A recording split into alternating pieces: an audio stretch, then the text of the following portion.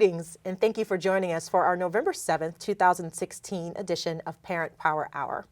Today with us we have ELAR extraordinaire program coordinator, Robyn Hartzell, and she's going to be bringing us some information about literacy, encouraging it at home, everyday practices. So let's get started. All right. Thank you once again for joining us. We do appreciate your time. Thank you. So the first question that I want to ask you, because I get this from parents a lot, what exactly is literacy? I mean, we hear it, but what is literacy? Well, that's a big question because typically we think of literacy as reading and writing, and it is. But the definition of literacy has kind of broadened over the years because now we also have things like computer literacy, media literacy. So it's basically understanding information in whatever form it comes to you. But still, in the context of school, we tend to think of literacy as reading and writing. Reading and writing only. Okay. You just mentioned that in the age we're in now, literacy is not just the ability to read and write. It's the ability to take information, process it, and move forward, basically. Mm-hmm. So I would like to ask you a follow-up question, but specifically as pertains to education world. Is the ability to read and write viewed as two separate skill sets? And if so, how do they relate to each other? Well, yes, they are outside of good educational view. Okay. In school, we tend to separate the classes, but really reading and writing aren't separated. Okay. In elementary school, a lot of times kids are taught reading and writing together. And then somewhere around intermediate middle school, they tend to, the classes are scheduled to where you have a reading class and a writing class. And then in high school, they're back together. But research shows, and everything else that we know about the brain, shows that reading and writing work off of each other. So they're really not separate skills. In fact, one will work to enhance the other. So you can often tell, if you look at a young child, even before they have begun to read, their writing will mirror where they are in their reading. Wow. And their reading will mirror where they are in their writing. So it's kind of like a coin. Reading is taking information in, writing is putting information out. And so we sometimes think of them as different, and they are, but they kind of use the same source it kind of uses the same source in your brain to do both things. It's kind of like your arm can push and pull. Okay. And it's the same thing with reading and writing. If you only pushed with your arm, you never strengthen the muscle, that pulls. Right. But your bicep and tricep work together to make your arm be able to function the way it should. And it's the same way your brain works with reading and writing. Well, I'm going to deviate for a quick second because listening to you and the emphasis that you placed on the fact that reading and writing really it's a relationship that should be occurring together. But you pointed out that in elementary, yes, we see that together, but then in secondary, and it kind of starts to not be that way where you have a reading class or a reading teacher and a writing class and a writing teacher. Are all reading teachers writing teachers and vice versa? Are they different skill sets? Like as a parent, if I want to support it at home, what should I, be looking at here if I'm saying that reading and writing are two separate skill sets, but really they're not because they work together? I know I'm kind of a little everywhere with that question. That's okay. Well, a lot of times, every teacher is a writing teacher. Writing is the way that we learn. I mean, you learn best when you write things down, whether that's on a computer, with your hand, anything like that. To actually learn, writing is a vehicle for that, and it's a vehicle for expression. A lot of teachers who teach reading may not see themselves as a writing teacher, and parents may not see themselves as writing teachers because a lot of us as adults aren't comfortable with writing. We think writing is creative writing, where you have to create a story, and we're not good at that. But if you just think of throughout your day how often you write, whether that's in a text, an email, a grocery list, it's a life function. So we think of reading as a life function. Yes, you have to be able to read road signs and manuals and all that, but writing is too, and it's not always writing stories. So at home, that's one of the best things you can do is have your child write for purpose. You know, I mean, they should be helping write the grocery list. Okay. They should be tweeting and emailing and all those things that sometimes we say, oh, Twitter is going to be the end of writing. No, it's not. It's just another form of it. And throughout the ages, we've had, you know, different evolutions and iterations of writing. And this is just another one. So encourage it. And that goes into another type of literacy that you mentioned earlier. So my next question would be, why is literacy important? Well, because if you can't process information and express information, then what can you do?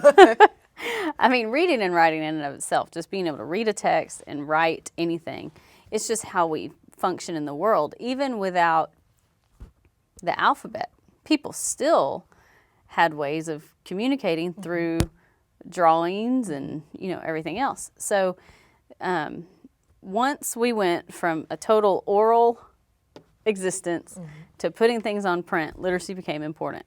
And since we still have things in print, it will always be important. And that print may take different forms. It may be print on a, you know, piece of paper, or it may be on a computer or on an iPad screen or whatever, but it's still there, and you still have to know how to navigate all of that, but not just read it, really understand it, interpret it, and know what to do with it. You mentioned already like the continuum of language from our expression from like the art form and the maybe through dance to now we're writing and we're continuing to evolve with the technological literacy. As a parent, when would be a good time for me to start with some type of literacy instruction? And maybe I shouldn't say instruction like in the formal sense of instruction, but when should I start embedding some literacy things here? Well, you know, studies have shown that children understand language even in the womb. Wow. So talking to babies even before they're born, they can recognize cadences and they can recognize voices, and so it's never too early to start. What I think parents sometimes maybe make the mistake in doing is trying to instruct and trying to force literacy before it's really ready. The best things we can do with our kids, you know, even prior to school, is just have fun, talk to them. Let them play all those little games that we used to play at recess and little clap games and all. They need those experiences. That's the kind of literacy they get at first. It's all through language. Let them see us read. Let them play with books. You know, kids start out at that really early age. They don't know what a book is. And I forget the stage that it's called. I think it's called book as a prop. Okay. Where they basically treat books, and you'll see babies that are kind of at that crawling stage. They'll treat books just like a toy. You know, they'll pick it up, they'll throw it, they'll see that it slides on the ground. They might push it around like a car, and that's normal. That's what they're supposed to do with it, you know. So sometimes parents get really worried that, you know, oh, my child's not reading at 2. Well, it's okay. It's okay. They don't need to be. Yeah, they can. Formally read. It is okay. They can let them enjoy it. Well, talk to us a little bit more then, because you brought up the babies, and what is early literacy? Like, what does that mean to say I'm going to try to engage in early literacy practices? Typically, it means anything from birth through about grade 2. Okay. It's the things that happen before you can really read and write in a traditional sense. So things, early literacy examples, like if you have maybe a 3 or 4-year-old, the way that they handle, view, and interact with books, it might be like imitating that they're reading, or reading to their stuffed, you know, reading with their stuffed animals. And those are early literacy practices. They're things that grow into traditional literacy. But sometimes we may not recognize that as a stepping stone if we're not familiar that that's a normal This is what progression. they should be doing. Okay. So when you're that brings another question to mind for me then. What are some skills that at the early literacy level my child should master in order to be on track for emerging literacy, and then from there to the more formal or traditional literacy approach? So what are some early things I would want my child to master? Well, I think we have to be careful with the word master. Okay. because literacy is not bound by grade levels. We do that, but just because a child enters kindergarten or first grade, that doesn't mean his brain has fully gotten there. It's just like losing teeth. You know, you can't say, I mean, we know that most kids begin to lose their teeth around 6 years old, but that doesn't mean that every kid will. And it doesn't mean that if your child hasn't lost a tooth by the time he's 6, that there's something wrong. You know, it's just they're physically growing differently. And we have to remember that I often tell teachers, especially kinder and first grade teachers, because I taught first grade for a long time, was, you know, sometimes it's easy to forget that these kids have only been on the earth for 6 years. And, you know, sometimes we get frustrated that they can't write full paragraphs or read books at certain levels. It's like they've really just learned to navigate an entire planet in 6 years. And their brain is going through development at such a rate that it will never happen like that again. And so sometimes some things just take longer for some kids. But prior to school, if we're thinking of how do I prepare them, you know, for success in school, number one, I wouldn't think like that. I would think, how do you just help them to progress in their literacy? You know, letting them enjoy books, letting them hear you read books. I can't ever emphasize that enough, how important that is to read to your kids. But also just having books in the house, because like I said, with babies, they have to just play with them first. They just start learning that, you know, hey, this doesn't taste good. When I put it in my mouth, this toy doesn't taste good. And then they start learning, because you've read to them, oh, this toy has a function. It serves as something that you interact with people with. And then that's when you'll start seeing them kind of pretend reading to their stuffed animals and things, because they've realized that this thing has a function. And that function at that point is for relationship. But then later on, they see that, oh, wait, this toy tells a story about something, and there's these little squiggly lines in there that apparently tell a story about something. Same thing with writing. You know, they have to have things to write with and paper. I have a girlfriend of mine, one of my real good friends, and I've told her, I'll never buy your daughter an expensive gift. She's going to get crayons and paper, pretty much, because you go to people's houses now, and I remember drawing. My mother would bring stacks of papers home, and I would just draw and write.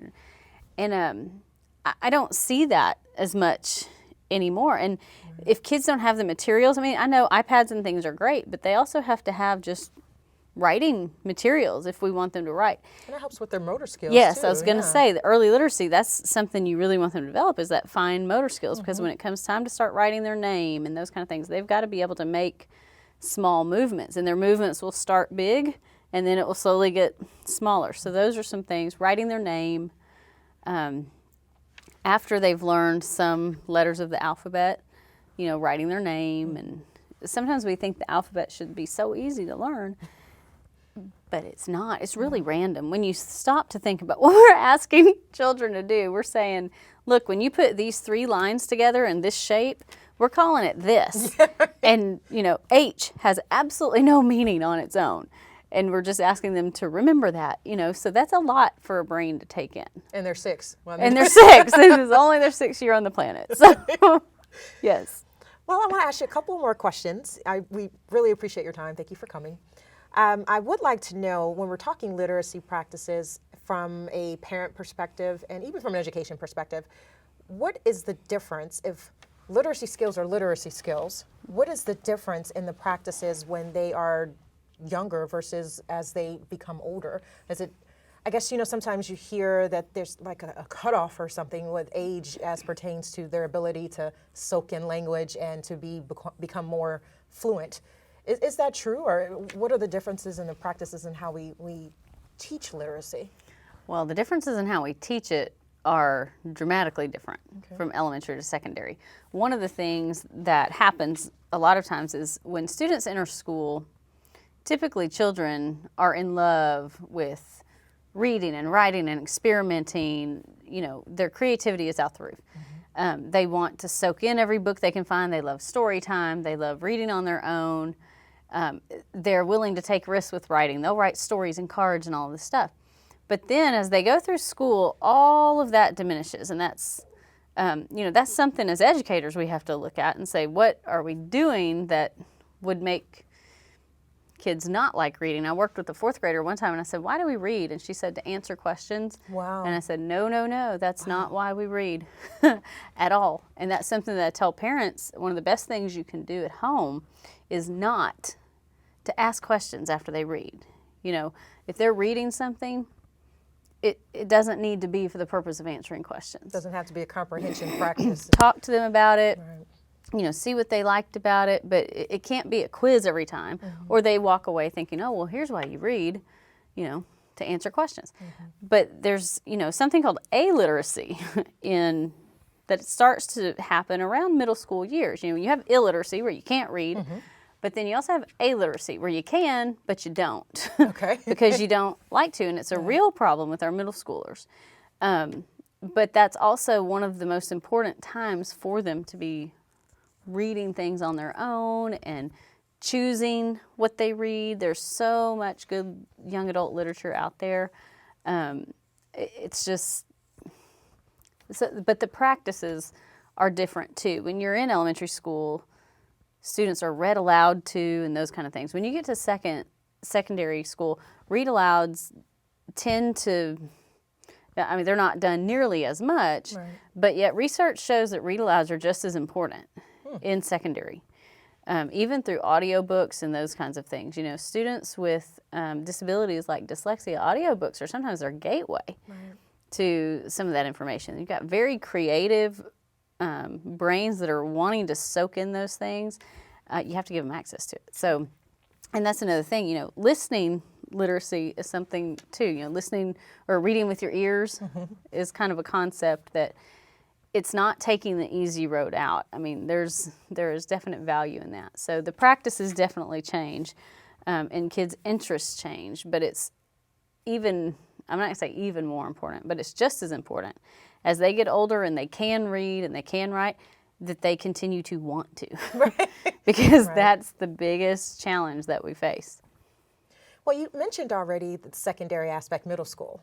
So if I am the parent of a student that's in 5th, 6th, or even 7th grade, and they're struggling, like I'm noticing that they are struggling with their ability to read fluently or effectively communicate through writing, how do you suggest I actually communicate that with their teacher? Well, if they're in middle school or late elementary and you're noticing that, you've probably noticed it their entire school career. If it's something that you've just noticed, then that's also something to be aware of. If my child has been doing great up until 5th grade, and now I see that he's really struggling with what I think is reading, there's a couple of things to think about. So let's look at it from that perspective. They've been doing fine. They hit middle school, and now all of a sudden it seems like they're struggling with reading. Well, there's a lot of things that could be going on. It doesn't always mean that there's a reading problem. Sometimes as kids get older, in elementary school, oftentimes they're in one teacher's classroom the entire day. All their subjects are taught there. When you get to 5th, 6th grade, maybe middle school, they start going into different classrooms. So they have a science classroom, a social studies classroom. And all of those classes have a different textbook that requires a different way of reading it. If kids haven't been exposed to, a lot of science reading material, then it may take them a while to get used to that, because it's going to be very different than reading stories and novels and those kind of things they may have been used to in elementary school. So that's something I would kind of look at first. Is this something I'm just now noticing? And if so, is there something different about their school day or their classes they're taking that may be, causing this? And then, of course, talk to the teacher. But if you've noticed it for a while, there's a few things to you mentioned fluency. If your child in 6th, 7th grade, it's in a normal text, a novel, a book, that you think the other, students are able to read well, if they're really labored in their reading, if they have to stop and really sound things out, or go back and reread all the time, then just kind of take note of that. But when you ask their teacher, be specific in the things that you notice. you want to be able to go in and say, I've noticed that, Jimmy has been kind of having to sound out a lot of words. He's been struggling since third grade, but I've noticed it a lot more this year. He gets very frustrated when he reads. He doesn't want to spend any time at all reading. Be very specific, because your teacher can say, yeah, we noticed that in class, or here's what we're doing, or here's some things you can do. And then, be aware of the resources that are out there that give you some of the flags for reading problems. If your child in 6th, 7th grade, if their handwriting is just illegible, take note of that, because those things can sometimes, be kind of flags for this might be something to look a little more closely at. Okay. Okay. You've given us quite a bit of information with that, but I especially like the part that you were saying, be specific in what I'm communicating with the teacher. Don't just go in and say, yeah, I don't think my kid likes to read.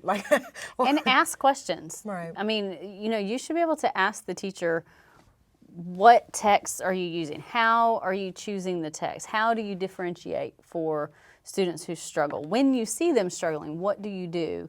And those questions should the answers to those questions should give you more information, should satisfy you, and if they don't, keep asking.